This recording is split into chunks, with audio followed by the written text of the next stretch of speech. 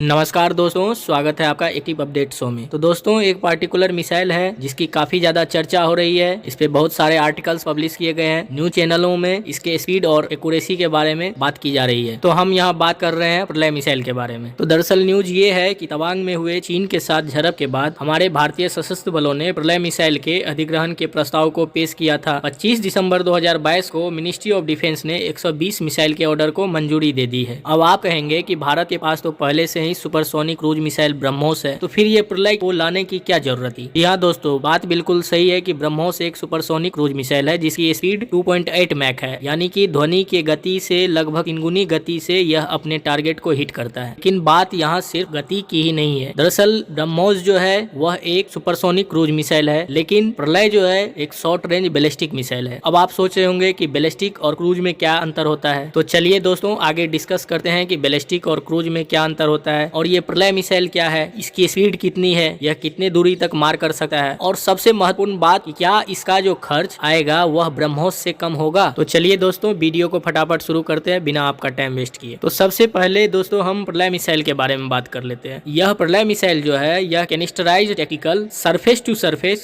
Short range ballistic missile है। यह DRDO के द्वारा डेवलप किया गया है। दरअसल मार्च 2015 में ही प्रलय मिसाइल के लिए 332.88 करोड़ रुपया सेक्शन किए गए थे। यह पूरी तरह से तैयार होने के बाद इसका परीक्षण 22 दिसंबर 2021 को डीआरडीओ ने अब्दुल कलाम द्वीप से किया था। यह प्रथम परीक्षण में ही अपनी high degree of accuracy, fully controlled और गाइडेंस के साथ 400 किलोमीटर के टारगेट को हिट किया था। इसका दूसरा परीक्षण उसके अगले दिन बाद यानी कि 23 दिसंबर 2021 को अब्दुल कलाम द्वीप से ही किया गया था। यह दूसरा परीक्षण इसकी मारक क्षमता और सटीकता की जाँच के लिए भारी पेलोड के साथ 500 किलोमीटर की अधिकतम सीमा को जाँचने के लिए किया गया था, और दूसरे परीक्षण में यह अपने सभी पैरामीटर से खरा उतरा। डिफेंस एक्सपर्ट की राय को माने तो यह भारत के भविष्य के रॉकेट फोर्स के लिए एक मील का पत्थर साबित होगा। इसकी स्पीड की बात की जाए दोस्तों, तो इसकी स्पीड मैक 1 से लेकर मैक 1.6 तक है, यानी कि इसकी स्पीड 1960 किलोमीटर प्रति घंटा तक हो सकती है। इस तरह की विदेशी मिसाइल की बात की जाए तो इस तरह की विदेशी मिसाइल चाइना के पास जो है उसका नाम डोंगफेंग 12 है। रशिया के पास इस तरह की मिसाइल स्कंदर मिसाइल है, जिसका कि वह यूक्रेन वार में बहुत ज्यादा यूज किया है। प्रलय मिसाइल के ऑपरेशनल रेंज की बात की जाए दोस्तों, तो इसकी ऑपरेशनल रेंज 150 से लेकर 500 किलोमीटर तक है। यह सॉलिड प्रोपेलेंट से चलता है और इसकी वारहेड ले जाने की कैपेसिटी 370 केजी तक है। अब आप कहेंगे कि वारहेड क्या होता है, तो मैं आपको बता दूं कि वारहेड किसी मिसाइल का आगे का भाग होता है जिसमें विस्फोटक या जहरीली सामग्री भरी जाती है, ताकि यह अपने टारगेट को गंभीर रूप से क्षतिग्रस्त कर सके। अब अगला सवाल ये आता है कि बैलिस्टिक और क्रूज मिसाइल में क्या अंतर होता है। तो मैं आपको बता दूं दोस्तों कि बैलिस्टिक मिसाइल उस मिसाइल को कहते हैं जिसका पथ सब ऑर्बिटल होता है, यानी कि अर्धचंद्राकार होता है। इसका उपयोग किसी हथियार को किसी पूर्व निर्धारित लक्ष्य पर दागने के लिए किया जाता है। दरअसल बैलिस्टिक मिसाइल का आकार बहुत ही बड़ा होता है और यह अपने साथ बड़े वजनदार बमों या विस्फोटक को ले जा सकता है, जबकि क्रूज मिसाइल का आकार इससे काफी छोटा होता है और यह कम वजन के बम को ले जाने में सक्षम होता है। तो प्रलय जो है दोस्तों वह एक बैलिस्टिक मिसाइल है, जबकि ब्रह्मोस जो है वह एक क्रूज मिसाइल है। क्रूज मिसाइल में जेट इंजन का उपयोग होता है। तो अब सवाल आता है कि ब्रह्मोस के जगह पर प्रलय को ही क्यों लाया गया। वह इसलिए कि ब्रह्मोस की रेंज जो है वह 290 किलोमीटर तक ही है, जबकि प्रलय मिसाइल की इफेक्टिव रेंज जो है वह 500 किलोमीटर तक है। ब्रह्मोस 300 केजी तक विस्फोटक सामग्री को ले जा सकती है, जबकि प्रलय मिसाइल 370 केजी तक वारहेड को ले जाने में सक्षम है। इतना ही नहीं, ब्रह्मोस की कीमत लगभग 22 करोड़ रुपए तक पड़ती है, जबकि प्रलय की कीमत में इसकी 1/3 तक ही लागत आती है। ब्रह्मोस मिसाइल को रूस के साथ मिलकर तैयार किया गया है। यह प्रलय मिसाइल दुश्मन की मिसाइल रोधी प्रणालियों को भ्रमित करने के लिए डमी वारहेड सहित कई वारहेड ले जा सकती है। इसे भारतीय सेना में पहले से ऑपरेशनल पृथ्वी मिसाइल को रिप्लेस करने के लिए लाया जा रहा है। अब आप कहेंगे कि पृथ्वी को क्यों रिप्लेस किया जा रहा है, तो दरअसल पृथ्वी जो है वह लिक्विड फ्यूल से चलता है, जिसे लॉन्च करने से पहले फिर से भरना पड़ता है। अब लिक्विड फ्यूल की समस्या ये है कि